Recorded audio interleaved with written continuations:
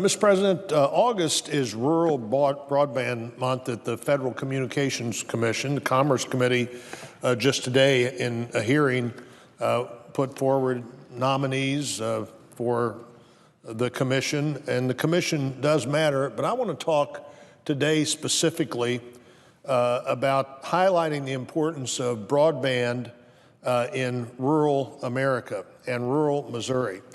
In January this year, I joined a number of my Senate colleagues on a bipartisan letter to President Trump regarding the importance of broadband and expanding access to all of the country, and particularly the country that's not currently served.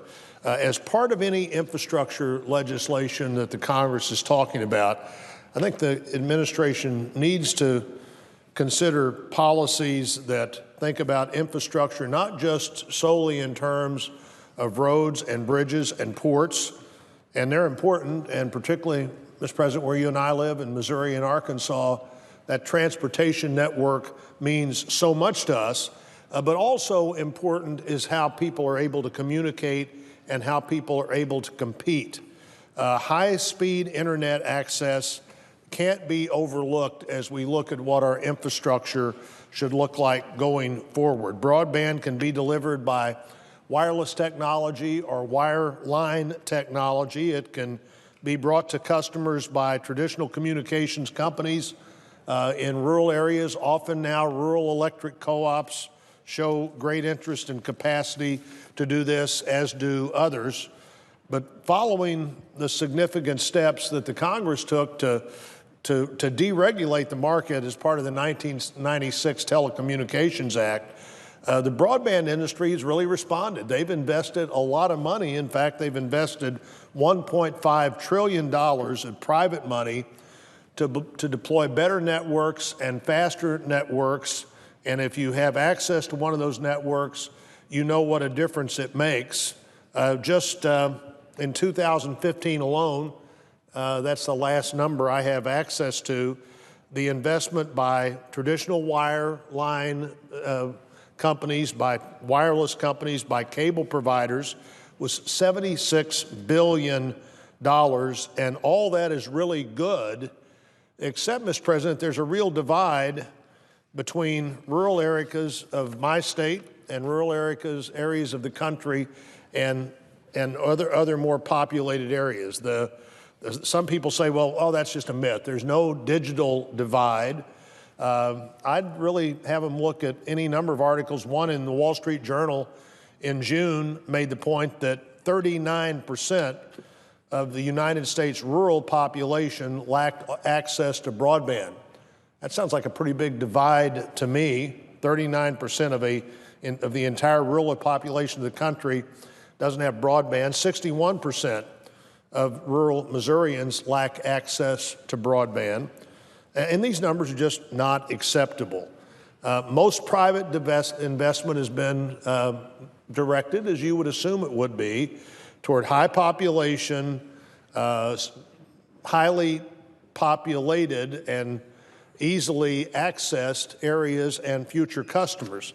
And whether, this is sort of like the same problem, Mr. President, that the country had 100 years ago transitioning to telephones, and the same problem. Hard to get a telephone to a house that was 5 miles away from the nearest house, as opposed to a house that is in the same apartment building as the nearest apartment. A lot harder to do that. And so the government at that time said, we're going to put a universal service fee on every phone bill so that everybody has equal access to what was obviously seen as a really important and dividing way to communicate your health problems, your economic problems, your communication needs, all right there in that universal service program. One of the key purposes of that was enshrined in the 1996 Act, and it said that rural households should have the same access to advanced telecommunications enjoyed by their urban counterparts. Good goal, and good goal for lots of reasons. I saw some figures just this week where when you look at the overdose deaths, the opioid problems in the country, they're much greater at least in many states, in rural counties than they are in urban centers.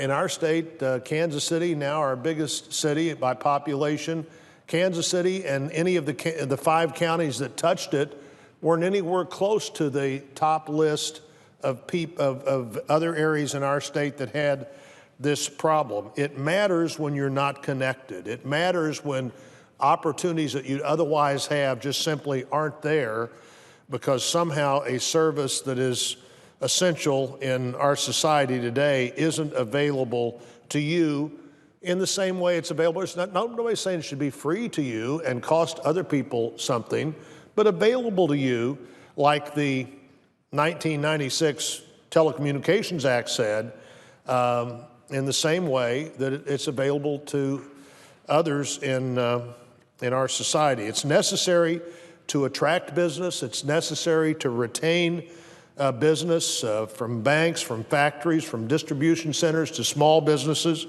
Necessary to start and maintain a business, large or small. If that business is going to compete outside the local marketplace, you have to have that connectedness. And frankly, if you're going to compete in the local marketplace and you're going to be able to buy at the best price and get the kind of product you need when you need it, the internet really matters. Broadband is always there to, you have to have it if you're going to compete in a world economy. And many people in rural America are able to do that in ways that nobody would have dreamed about 10 years ago, but not everybody has that same access. It's certainly critical for schools and libraries. Just today, a parent was telling me, you know, you really can't do the homework anymore unless you can get access somewhere close to where you live to all the ways that information is now available to kids. Students dependent on the internet for education and opportunity in where we live today. Agriculture, you know, revolution's taken place in agriculture. The great food producing economy that we have produces more food all the time. It actually produces more food with fewer people, so that creates some displaced people who otherwise would have had those jobs. But it also uses wireless infrastructure. It uses data, the GPS structure to decide what should happen in a field at a given time in that part of the field. Data centers, autonomous systems, fiber optics, part of agriculture today. But if you're linked to broadband and you're in your combine and you've got a problem, sometimes that problem can be solved in just a couple of minutes by quickly accessing your system, seeing where the problem is, resetting what you need to set, and moving on, as opposed to the other option, which is calling the repair person, having the technologist come out with their computer, hook it up to your combine, and 5 or 6 hours later, at a time when you're at the critical moments of your annual livelihood, suddenly you're working again when you could have been working 5 or 6 minutes later if you'd have been connected like many farmers are today. You know, it's more than just economic opportunity as well. Healthcare, rural hospitals and health clinics are able to use telemedicine to bring services at a level that otherwise would not be available. This is particularly important in mental health, and by the way, in behavioral health care. A lot of people are every bit as comfortable, and a lot of people are even more comfortable with telehealth than they are with somebody in the room with them. Intensive care, where suddenly you bring all of the resources that may be available 100 miles away right there to the point where questions are asked, information is handled, and suddenly somebody's life is saved because you had the capacity to have that kind of communication.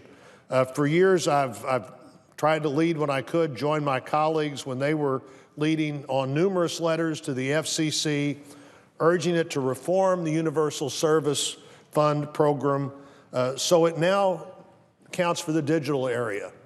Most people that don't have a line to their phone have a way to get a phone in their hand now, but they don't have a way to get this important way to communicate and to compete.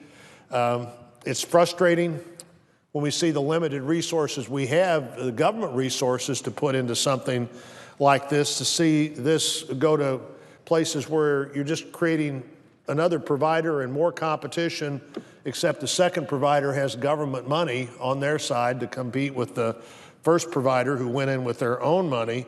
You know, there's a big difference, Mr. President, between unserved and any level of underserved.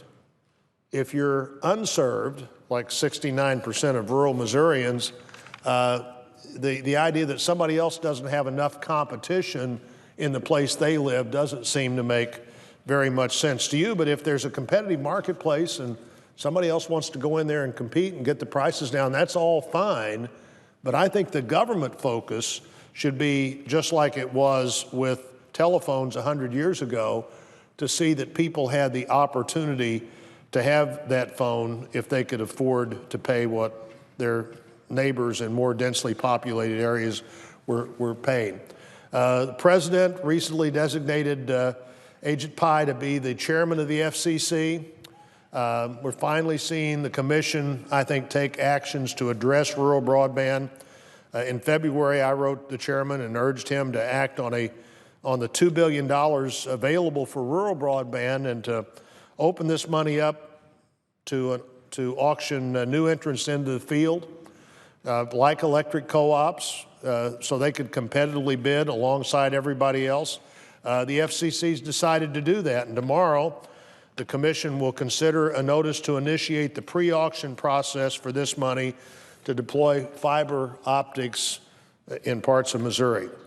This will compete with other initiatives underway as the FCC looks at how to address rural broadband. They've launched a $4.5 billion auction for mobile wireless service in rural areas, suspending out-of-date rules that force small carriers to raise telephone rates in order to have broadband available, launching a proceeding to reduce costs for companies upgrading from copper to fiber optic networks, another FCC initiative, launching a broadband advisory committee. These are all steps, Mr. President, in the right direction. Where you live and where I live, they make a difference. I look forward to continuing to work with the chairman and others on the commission on this issue and others. I think rural broadband is particularly leveling and creating the opportunities that we'd like to see. The commission now will be back up to its 5-member intention of how many people are supposed to be there making that decisions. There's still work to be done. We need to reduce the digital divide. Connectivity is critical, but we also need policies that support efficient network structures that allow people to not just connect to a network, but to connect to a network that really works. Let me talk about one other Missouri issue that relates here. In Kansas City, which I said earlier, now our biggest city, our most populous city.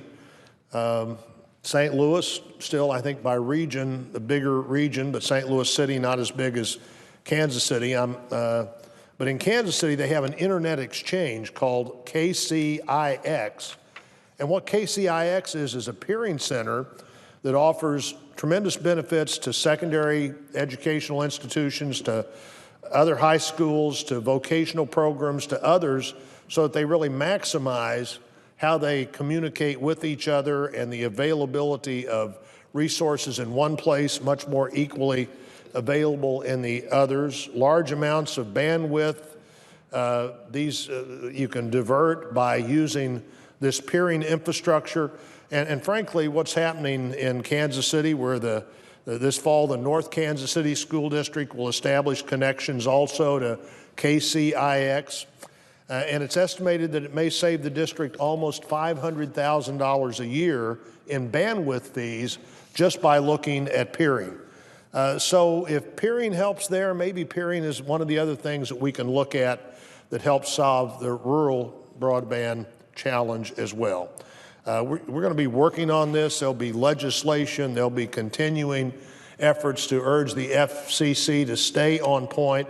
We need to do what we can to make communities in rural America productive and competitive. and as healthy as they can be. And by the way, Mr. President, there are a lot of stories here to be told.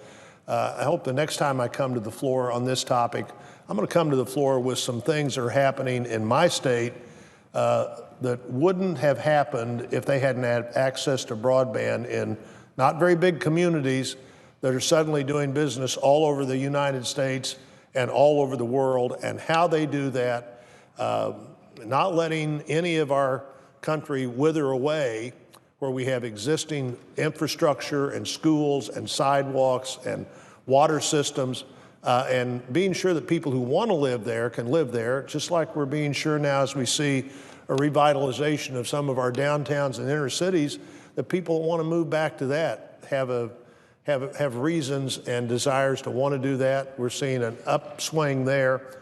I think we can see the same kind of thing happen in other parts of the country if we work to be sure that we have equity of opportunity, and one of the major things that will provide that will be access to broadband that works. And I hope we can continue to fight that fight and see the progress we've seen just in the last 6 months.